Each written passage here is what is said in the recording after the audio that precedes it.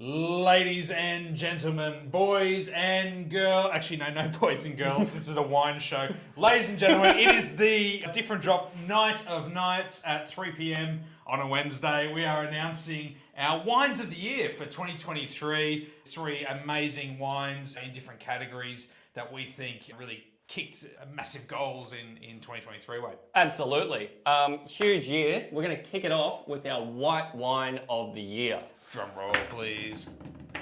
This year, white wine of the year is Patrick Sullivan Ada River Chardonnay, the 2022 vintage. Well done, Pat and the lovely Ada River people. This is an absolutely belting wine, and basically since I tasted it, I think back in May, this has been the best Chardonnay I tasted all year, I think.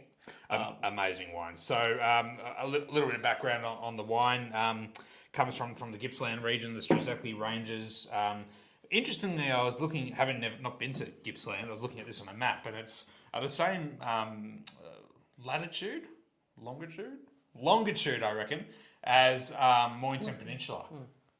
Which way? Yeah. It's the same south-north Okay. as Mornington Peninsula, Yeah. but obviously much further east and inland, and cool, but amazing old vineyard there, about 40 years old. Volcanic soils, dry grown as well, and farmed organically. Yeah. I think this wine really signifies like a coming of age of Pat Sullivan. As he said, it's the best wine he's ever made. Yeah. I think there's pretty much no doubt about that. This thing is absolutely on fire. But what we've seen this year, and over the last probably 5 or so years, is this gradual step towards just becoming like an absolute master of the Chardonnay grape. It's what he said at one point a few years ago when he met with Pat, that he said it was all he wanted to grow was Chardonnay. He said the other stuff, whatever, it pays the bills, but he would love to just make Chardonnay. And what's fascinating about this particular vineyard is that he actually shares it with someone. Yeah. He shares it with none other than Bill Downey, who's a very well-known Australian winemaker who specialises in Pinot. Bill takes all the Pinot, Pat takes all the Chardonnay. I mean, in terms of style, this is just a style of Chardonnay that I just adore. Because when we had Pat here a few months ago, we were talking about he's obsessed with finding Chardonnay that's grown on volcanic soils, because he thinks that it gives him just the right balance of, he wants flavour.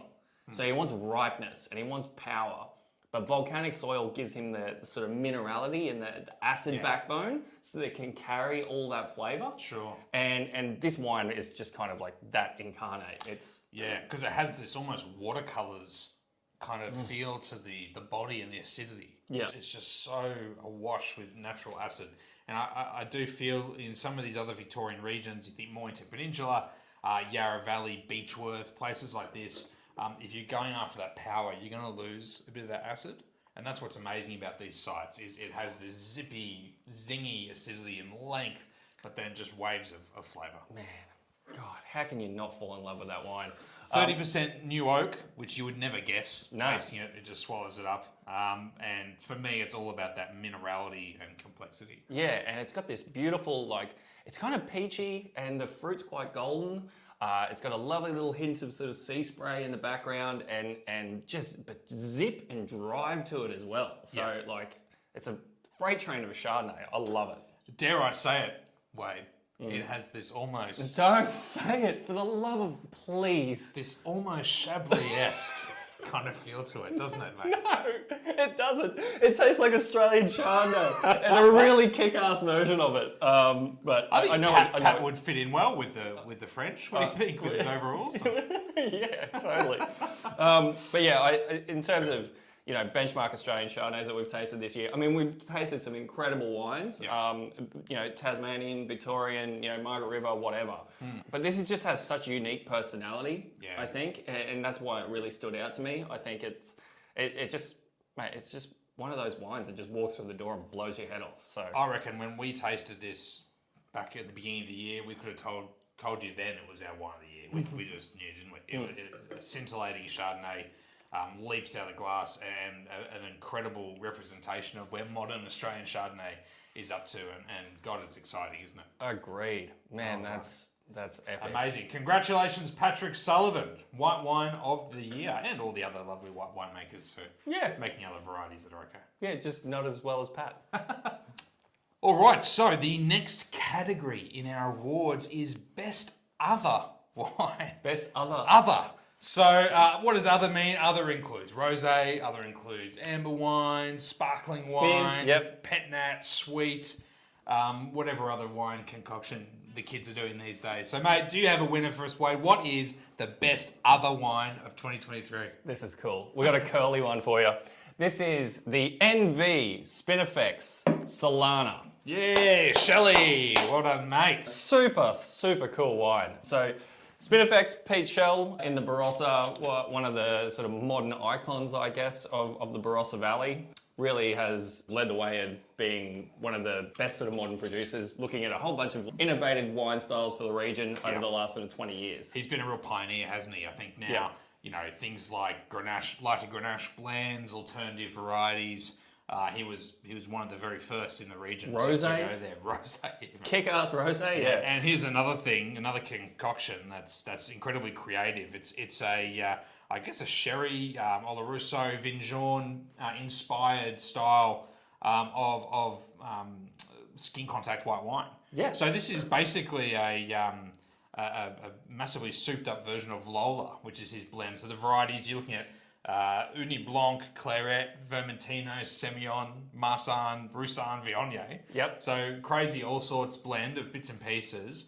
But what's really fascinating about this wine is he makes it using the Solera technique. So the first fruit for this came from the 2005 vintage.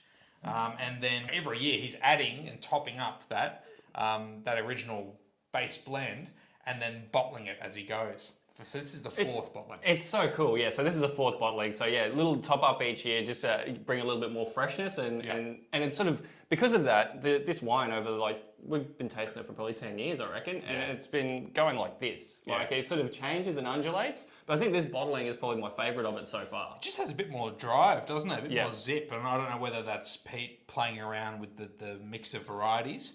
And a little bit higher proportion of those more acidic varieties, maybe, or whether you've had a couple cool years in the Barossa in 21 and 22. That's true. That could be part of it too. And when Shelley was here, he was talking about the freshness and the texture that he looks for in Lola, which has really evolved in style. So you would naturally see an evolution of this wine also over that time with how he's making the Lola. So the reason for the name Solana means under the sun. So he's leaving the barrels just out, not in the shed, out in the heat, in the elements, on their lees. Pretty dangerous. Letting flora develop and letting them do their thing. I'd be tempted to just he's a dangerous man, though. sneak past and grab a snootful if they're outside.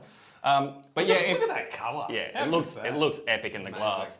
And if you're familiar with sort of dry sherries or Vinjon or that sort of thing, this drink's in a similar sort of mode. So it is all nutty and flory. It's got a little bit of honey, and it's fucking delicious, is what it is. Big difference between this and those styles, though, is it's not fortified. No. So the alcohol is 14%. So, it's a table wine. It's extremely drinkable and approachable, but it has all that character. Not for the faint-hearted, I'm happy to say that, but it's a delicious drink, a really great introduction into that flory kind of style. Yeah, you say not for the faint of heart. I had a look at this before we put it up, and there's 2 reviews of it on the website. One is 5 stars and one is 1 star. And I think that really exemplifies this wine style because one person is just like, I don't get it. And I don't get it and I don't want to. And I hate it. And I hate everything to do with it. But, and I hate the person that made it. Yeah. But if you like this style of wine, this is one of the coolest Australian interpretations of a flory Solera style wine. I don't even know of anything else like this. I can't think of anything else like this. There's one or two. The Crittenden Critica. Yeah, but that's vintage and different. And it's Sauvignon, and it's it's made in a very particular style. Right. There's very few of them, and this has been here again for nearly 20 years. Been doing this, so great result for Pete Shell. Spinifex. Guys, I know he's been around a while, but honestly, the guy is just a magician. Keep trying his wines. They get better and better every year. And if you're looking for something a bit different, this is a great introduction to the style. So well done, Shelley. Alrighty, now, the final award in the award night to end all awards nights. Oh my God, Tom. I'm so nervous. Now, this is best red wine of the year. Now, the interesting thing about this award this year is that the recipient is a red wine. So let's go. That's Who's the winner? huge. That's huge. What a curveball. This year's red wine of the year, Tom, is the 2021 SC Panel Smart Vineyard Grenache. Fantastic. Now, we were looking at a few different wines for this award, and there were some definite other close calls, but this just stood out to us for a number of reasons. Firstly, Grenache. I mean, Grenache is ascendant in Australia. It is such an exciting variety for this country, arguably our best red variety, and certainly I would say potential so. to become. And there's no one that has done better with this variety over the years and done more for this variety than Steve Pannell in McLaren Vale. There's also no grape grower that has done more for Grenache in Australia than a man named Bernie Smart, who this wine is named for. Bernie Smart sadly passed away a couple months ago at the age of 90, but he is largely single-handedly responsible for the renaissance of Grenache in McLaren Vale. So he planted iconic vineyards for Grenache, like the Yangara High Sands vineyard, that now produces Australia's most expensive Grenache and most sought-after Grenache. That was Bernie before he sold that property years ago. And then about 67 years ago, he planted the Smart Vineyard in Clarendon. So just a little bit further north of Blewett Springs, higher altitude, the highest altitude Grenache site in McLaren Vale. Southeast facing, so cooler site, similar soils to what you see in Blewett Springs. And I think one of the best, if not the best, Grenache vineyard in McLaren Vale. And he's been farming that vineyard with his son Wayne there for a long time. I heard a really interesting fact apparently that during the vine pool scheme, they were ripping up all the Grenache in McLaren Vale, clever people. And his vineyard didn't qualify for the pool, so he managed to keep it going. Why is that? Is that because it was outside of the zone or something? I don't know. I don't know. Right. To ask Steve Pannell or Pete Fraser really knows Bernie's story, or his son Wayne who looks after the vineyard. But and then he used to go sell the fruit out of the back of his ute to winemakers that were making wines in their garages. Cool. Can you imagine that? This incredible fruit now. And this vineyard supplies fruit to amazing producers like Aphelion and Thistledown and Yangara and lots of amazing Wollonga 100 and FC Panel, who I think has done remarkable things with this fruit for the last 5 or 6 years. So yeah, hats off to Bernie and son Wayne. When I was visiting McLaren Vale about a year ago, and hanging out with Peter Fraser, and he said, you should drive up past the Smart Vineyard, because we were staying in Clarendon just nearby. He said, drive up past the vineyard. He said, I bet you Bernie will be outside just working the vineyard. And Crazy. it was the middle of winter. This is 89-year-old Bernie at this point. Sure enough, I drove past, and there he was, just out in the vineyard, in the middle of the afternoon. Nuts. Like, yeah, amazing fella, and amazing wine, and yeah, I mean, you caught up with Steve, didn't you, last year to have a look at this? Yeah, so yeah, it was just about to be released. So in April, I was in the Vale, hanging out, doing all things SC Panel, Camellia and Protero, and tasting the upcoming Grenache release. And we tasted this and Old Mac next to each other. And the two are just an absolutely sensational set of McLaren Vale Grenaches. And on Old Mac, I mean, that could have just as easily won this award. The 2021 Old MacDonald Grenache, which is Steve's original Grenache, so it's an amazing one. Yeah, and both equally epic Grenaches, but this wine, I think, for the history of it as well, but also just the style, because this is such a singular, like we probably sell a half dozen. I've often thought about making like a Smart Vineyard Grenache pack, because we've got enough like really cool examples from sick producers, but I think Steve's interpretation always has this signature kind of Campari and sort of like this orange peely sort of background to it. This real alpine lift to it as well. Like it's the spiciest, it's the most energetic. And energy is what I've always loved about this. The Old Mac has power and a little bit more richness. This is just, it dances on your tongue. It's medium bodied, has almost a Pinot sort of feel to it, except with all those Grenache flavours. Interesting when Steve's talking about this vineyard, especially in cooler vintages like 2021, he says, when you're picking it, if it feels ripe, you've missed it. Yes. You've got to go early. Yes. Well, I was walking literally through Camellia with him on that day, the same day we tasted this, and he was tasting like all the Camellia fruit, and he was like, talking to his vineyard manager. He's like, "That's ready." He's like, "That's ready. That's ready to go." And I was like, "This tastes like pretty shit." And he's like, "No. It's good. It's good to go." And I was like, "Oh, fair enough." The man's a messiah and very naughty boy. But he's not the Messiah. Yes, agreed. I mean, we are unashamedly like massive fans of McLaren Val Grenache, and for all sorts of significance around this particular vineyard and this particular producer, and also just how phenomenal this particular release is in 2021. I think it's a more than worthy recipient. I think so. The cool vintage 2021 La Nina year adds this vitality and energy and freshness to the wine. It's light to medium bodied. Yeah. And I haven't tasted this in a few months. It's actually like becoming a little bit lighter. Like it's settling into itself so nicely, and it has this beautiful, fresh sort of feel to it. And the tannin shape, because, you know, Steve, all he bangs on about with Grenache is tannin, and its comparisons to Nebbiolo, and how, you know, we can make great Grenache in Australia in McLaren Vale, like that can rival like Barolo, is basically what he's trying to do. 100%. This is like such a great representation of this style. It's such a great modern Aussie red wine. Like throw away all your Shiraz. Yes. Forget Shiraz. All of it's gone. Throw away your Cabernet. I don't want to see your Margaret River Cabernet Yarra. Get rid of it all. Your Tassie Pinot. Who cares? McLaren Vale Grenache. This, my friends, is where it is at. This is the best wine style in Australia, the best, the most unique, the most authentically Australian wine style, and this is just a remarkable example of that. So, well done, Steve. Wait, I'm very excited. Fired up. Can you calm me down? Do you have anything else to add to Well, so does this mean next year we're just going to throw everything out and we're just going to be a McLaren Vale Grenache shop? I think so. That's all we're going to sell. Just give it to this again. Yep. Just sell like a pallet of it and, and release it as wine of the year every year. Yeah. Steve's just outside the door too. But no, I agree with you. Not that we should throw away everything else, but that you know, this might be Australia's most important red wine style.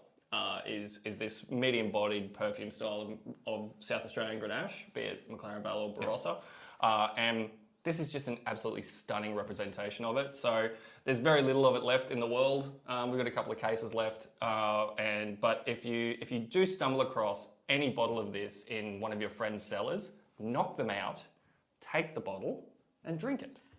Knock them out. Make sure they're absolutely out, though. Stone cold. Go back a couple of times and really finish the job. But I just got to add too, like, look for this wine for sure. But as Wade said, this is scarce. This will be gone soon. Any McLaren Vale Grenache, we can't emphasise enough what an exciting style this is for Australian wine. This is a bit of a flag bearer. There are others too. There are some stunning wines from Yangara, from Aphelion, from other producers we love. That would be just as worthy, but this style is so unique to Australia, so wonderful to drink, so much terroir, so much structure, versatility with food. Seriously remarkable wines that get better and better each year as the producers get a grip on how to farm these sites and make these wines. So, guys, check out McLaren Vale Grenache. That's it. That's our awards. They're the done. 3 best wines in the world. You don't need to look anywhere else. It's done. That's it. I think we've done well. They're wines that we would love to drink as well, you know, and that's a big part of it. And I think they represent a lot about modern Australian like wine culture. Yep. So you've got, you know, modern, elegant, but powerful Chardonnay. Yep. You've got something weird and interesting and innovative that's taken 20 years to sort of come to fruition. And you've got, you know, what is probably the future of Australia's like benchmark wine, red wine style, which is McLaren Vale Grenache. So we're pretty awesome. Good on us. Guys, there you go. Enjoy those. Please subscribe to our YouTube channel because that way you find out whenever we release new videos. Support these great producers, and we'll be back very, very, very soon with more content, more wine offers, and all the rest. Also, if you have a wine of the year, please let us know in the comments what that is. Yes. That would be excellent. Yes, and we would genuinely love to hear from you. Please. And if we haven't tasted it, we're going to hunt it down. And maybe we'll taste it on YouTube. We'll check it out. That's a good idea. Yeah. Cheers. Cheers. Bye.